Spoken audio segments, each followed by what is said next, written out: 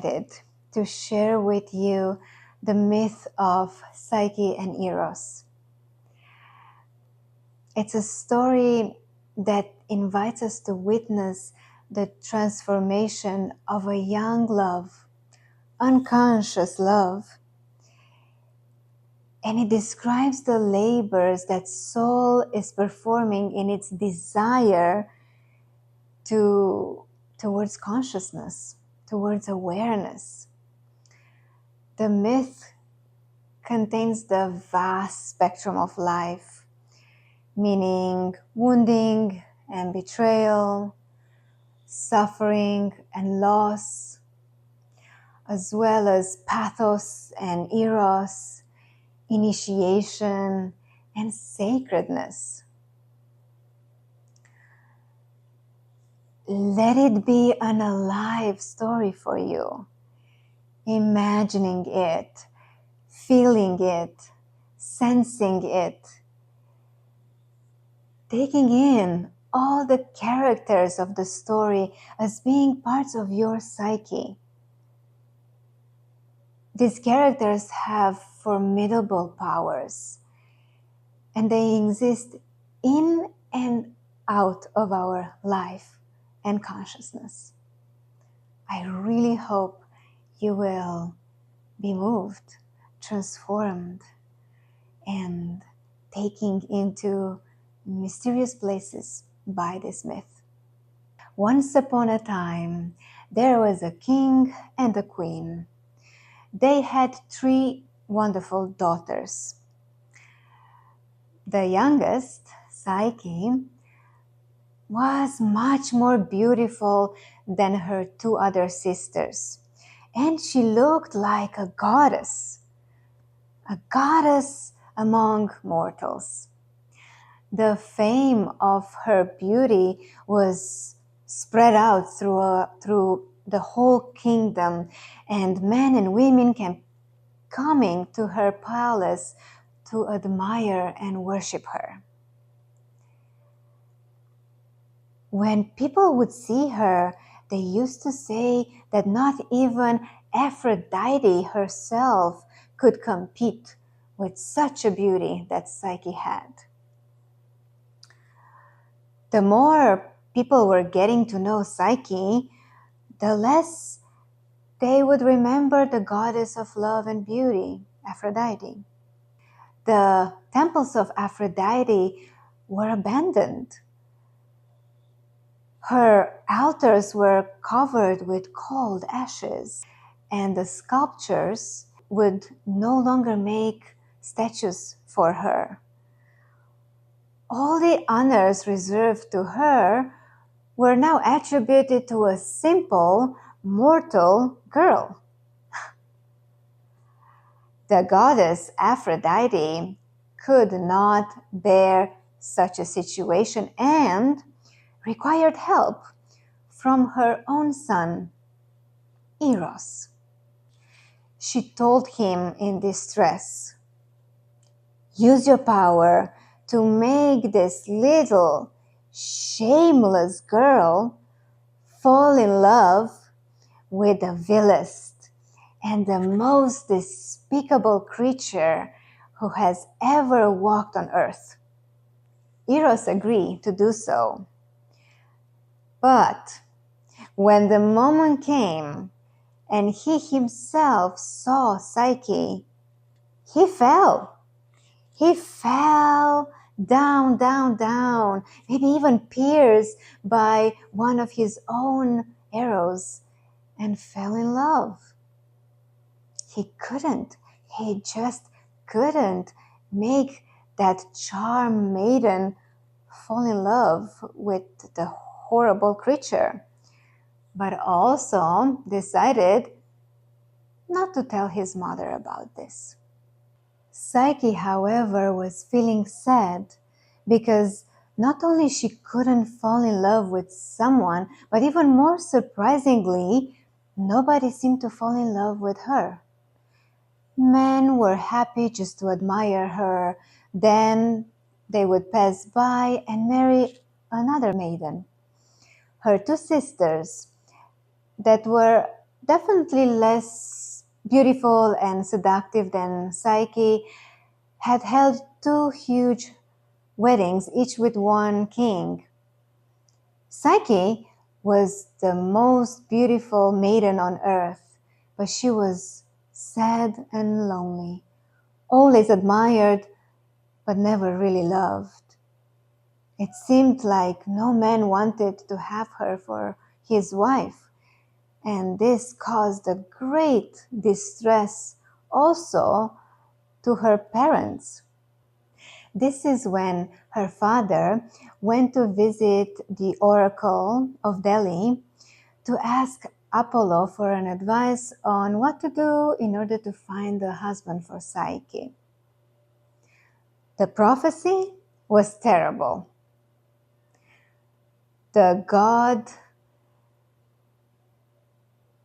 called that Psyche should be dressed in a black dress and brought on a mountain and left there all alone. The husband that was assigned to her, a winged serpent, terrible, despicable, and more powerful than the gods themselves, would come up and take her for his wife.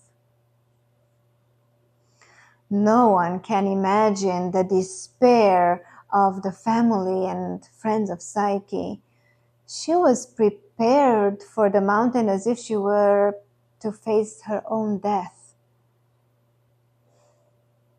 With many, many cries, as if she was about to be accompanied to her own funeral, the king and the queen, the 2 sisters, and a few friends led the young lady to the mountain and left her there all alone. Desperately, they all departed, going back to the palace, leaving Psyche to her fate, radiant and helpless. And they locked themselves in a palace to mourn her for the rest of their days. On the mountain and in the dark, Psyche was seated and she was waiting. While she was shaking and crying and being scared, even terrified in the quiet night, she whispered prayers, she whispered her longings to the magical, dark, dense night. She must have stayed there maybe 3 whole days and 3 nights, up until she felt a slight breeze reaching her. It was the fresh wind of Zephyr, the mildest of the winds. She felt that she was being raised up in the air. She was being taken into the air over the Rocky Mountains to a soft meadow full of flowers. It must have been that she had fallen asleep, because when she woke up to the sound of a stream passing nearby. And when she opened her eyes, she saw this magnificent palace. It had golden columns and silvery walls, and the floor was full of precious stones. It seemed like it was destined to a god. She couldn't see anyone, but she was curious, so she approached the palace. She was cautious at the threshold, but she could clearly hear these voices, although she couldn't see anyone. And the voices were saying something like, "Come in. This is your home. Don't be afraid. Come in, take a bath, and we will prepare you a dinner." And so she did. She crossed the threshold into the palace, and she had taken that bath. Oh, never had she taken such a smoothing and gentle and awesome bath. And then the dinner was ready, and she went downstairs and had the dinner, delicious foods, and accompanied by a harp of some sort and a choir.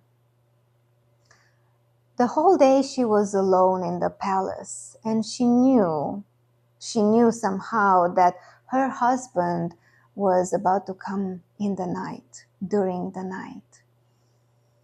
As the night was approaching, she was feeling uncomfortable, and she was feeling fear.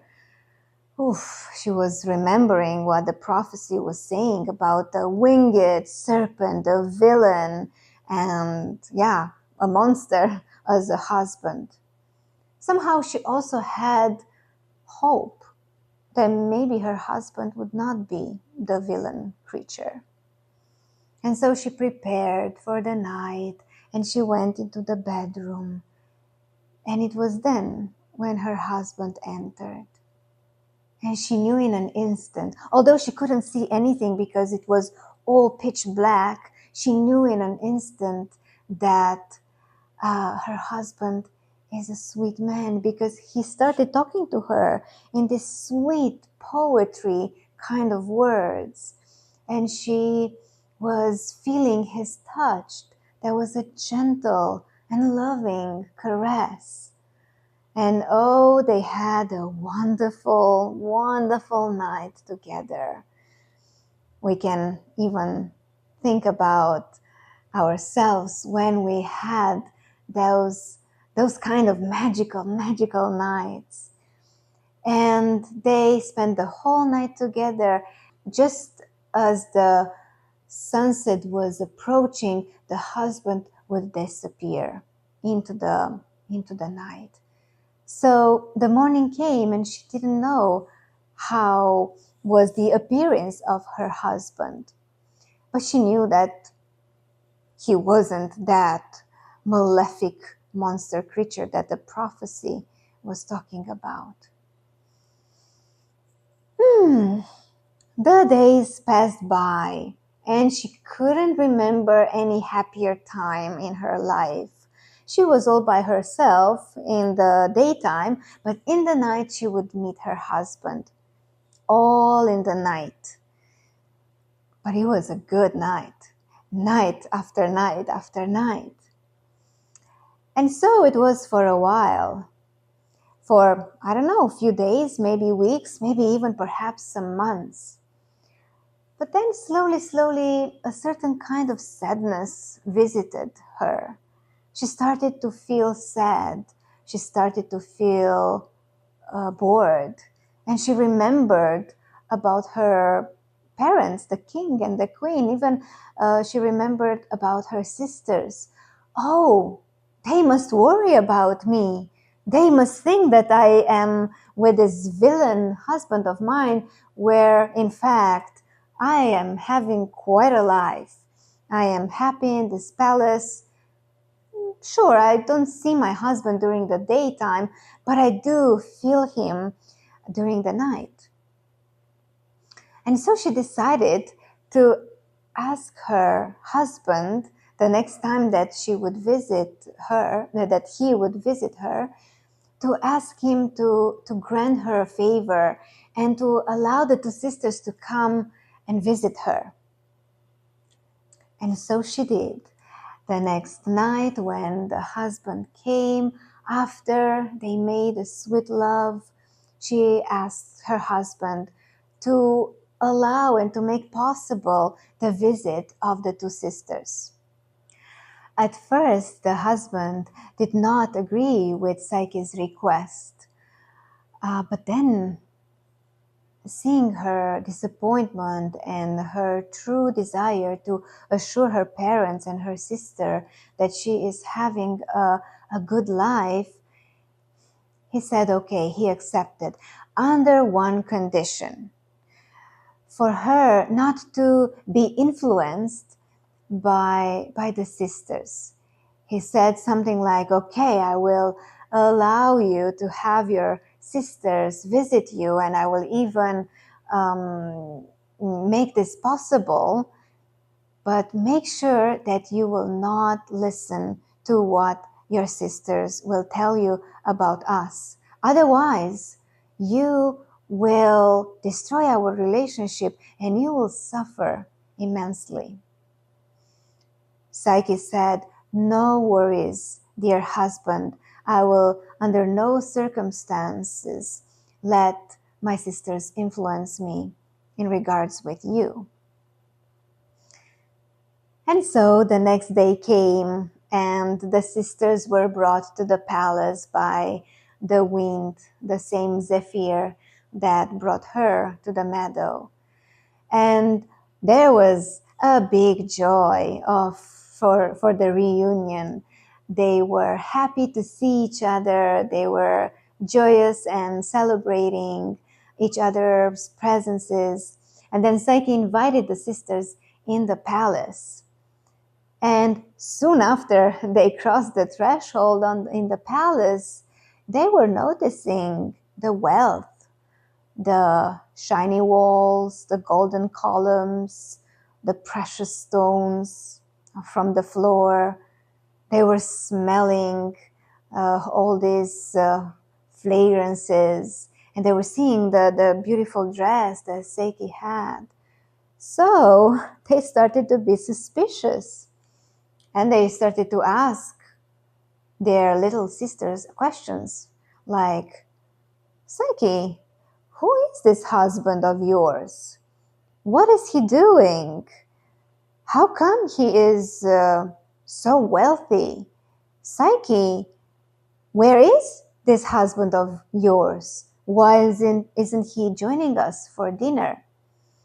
And Psyche tried to answer, "Oh, he's just a hunter, and he is busy hunting." And she tried somehow to move through the conversation, but the sisters were insistent and started to tell her more and more questions, such as, "Oh, little sister, isn't it that you do not know your husband? You do not know your husband. You do not know with whom are you spending the nights with. Oh, it must be that it is the winged serpent, the monster that the prophecy was telling us all about. Otherwise, what reason would it be for him not to show himself in the light of the day? Oh, poor sister, she doesn't know her husband." And so this went for the entire night. And finally, the sister left the palace, and Psyche was left with these questions. Indeed, who is he? He must be hiding something. Otherwise, why wouldn't he show himself to me? And why wouldn't he spend the time with me in the light of the day? So she herself, Psyche, began to be suspicious about her husband, and she started to make a plan. A plan that it was too small for her to live. Nevertheless, she made a plan, and she said to herself, "Okay, next night when my husband will visit me, I will have a candle next to me, and I will lit the candle.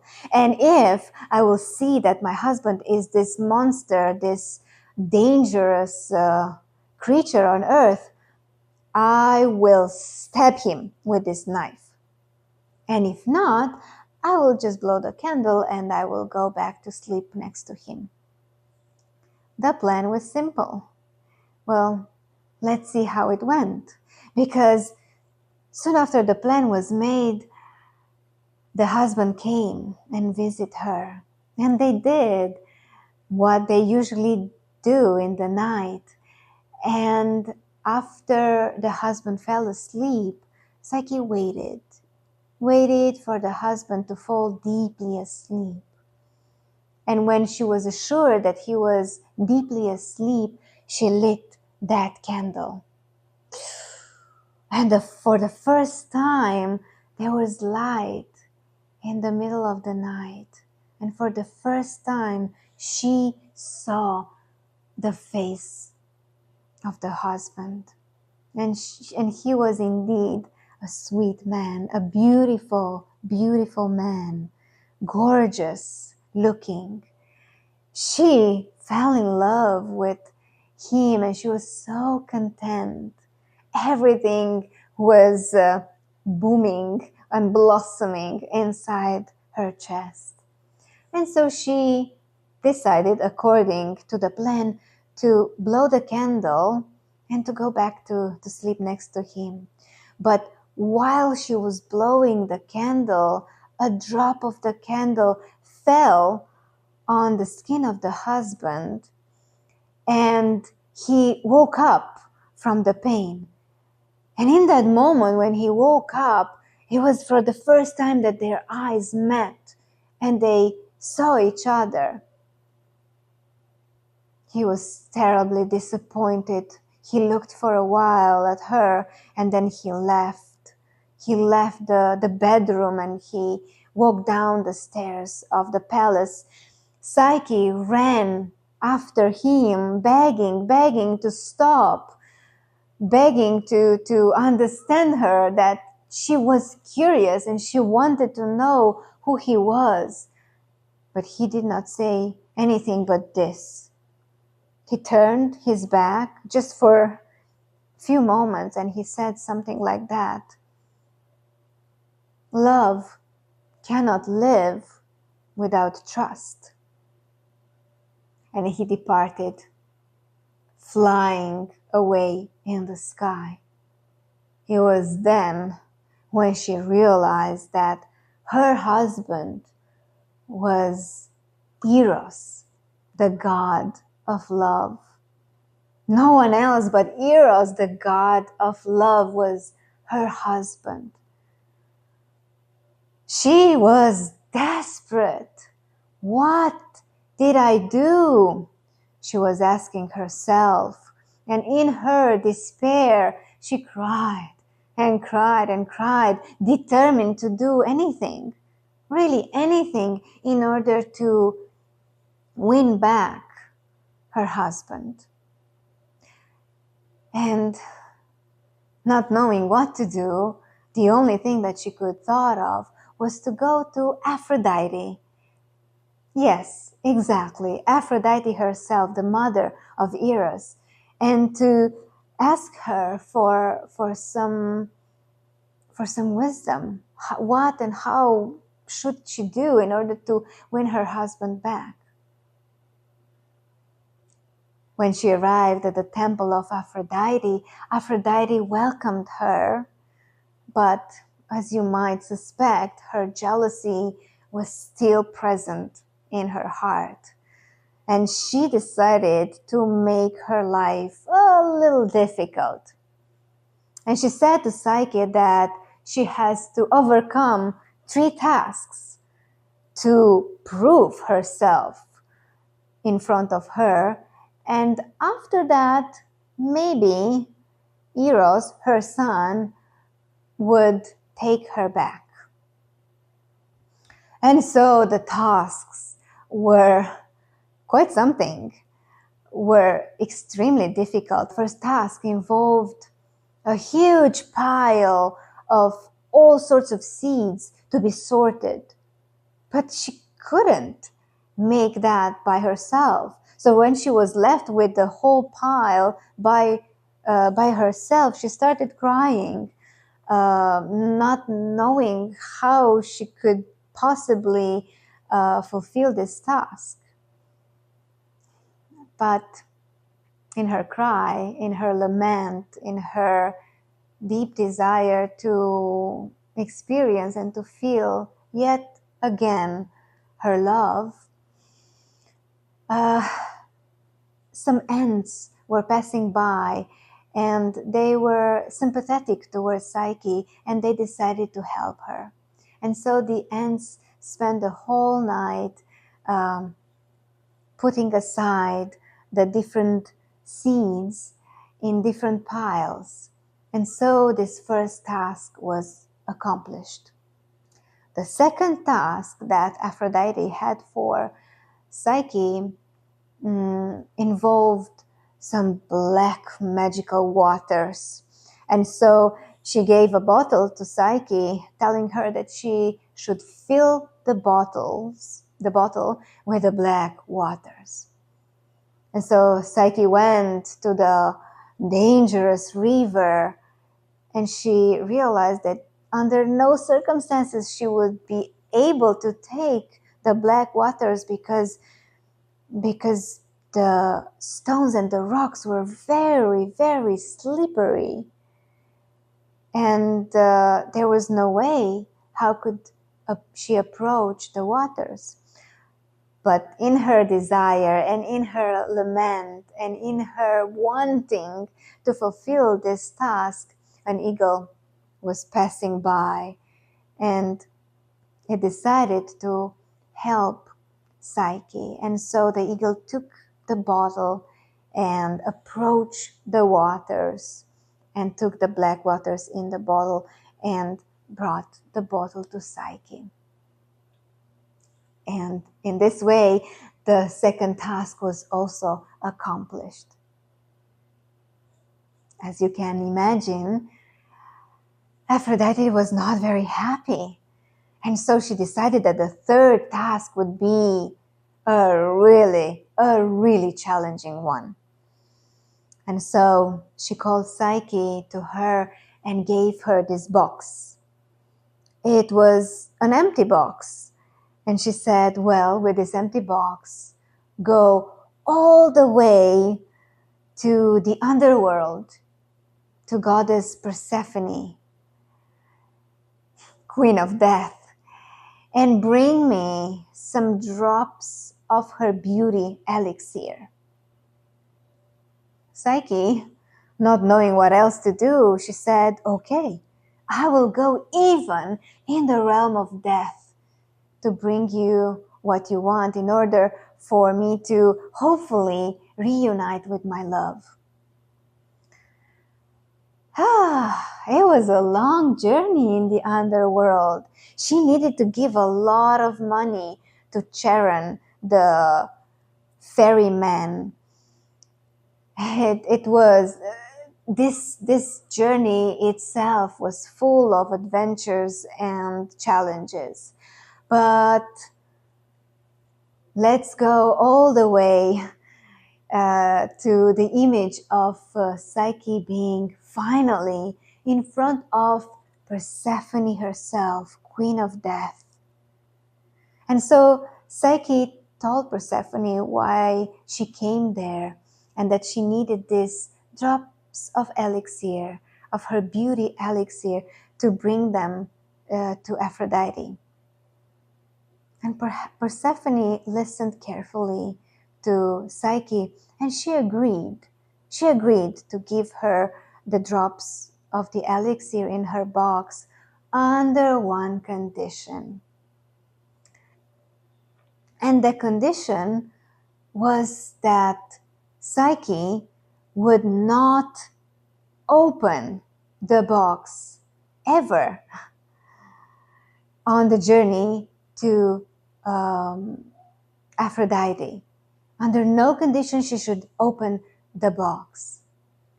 And Psyche agreed, yes, I will take the box and I will not open it, and I will give it to Aphrodite. And so the drops of the elixir was put in the box, and the box was closed. And Psyche went back to Aphrodite.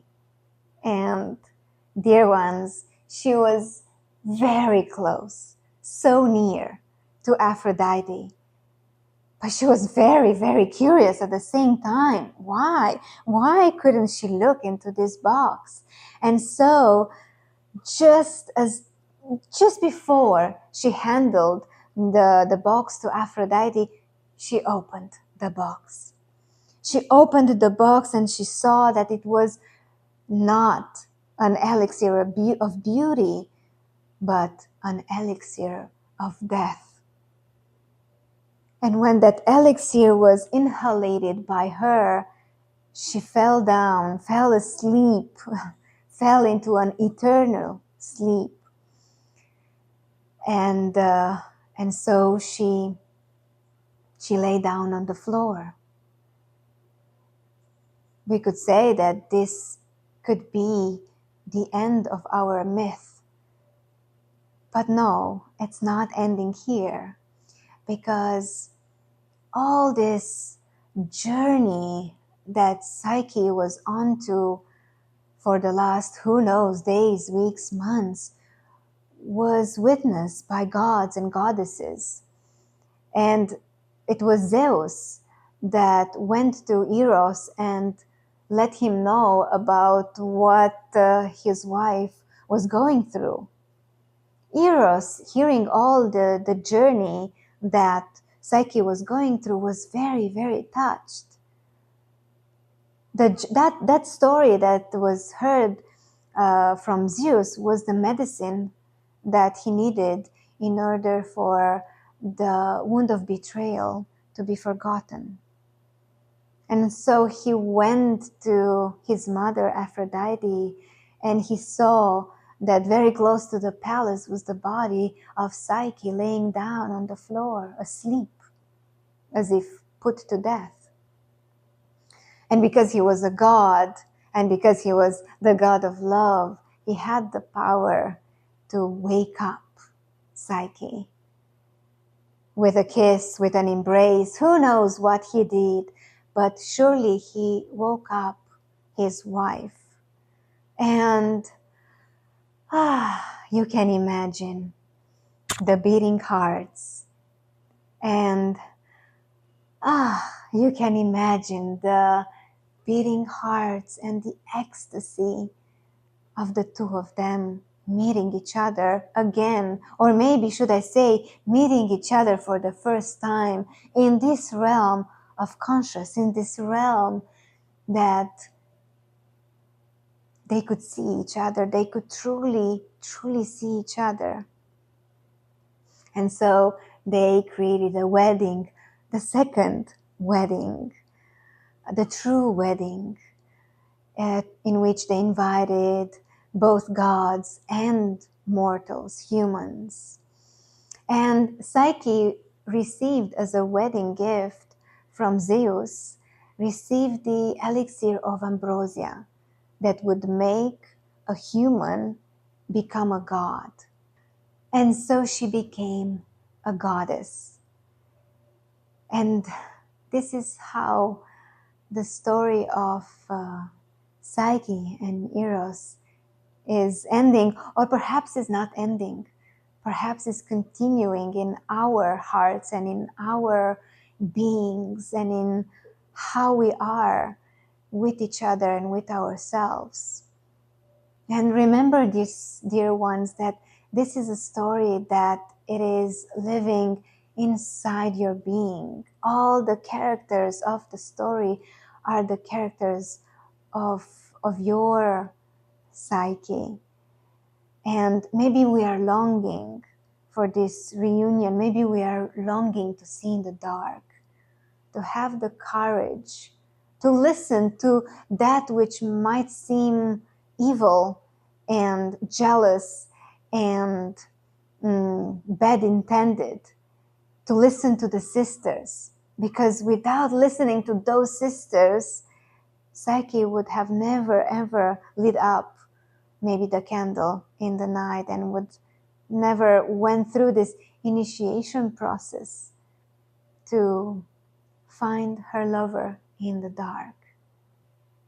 May this story serve you well and stir your being and your living and loving on earth.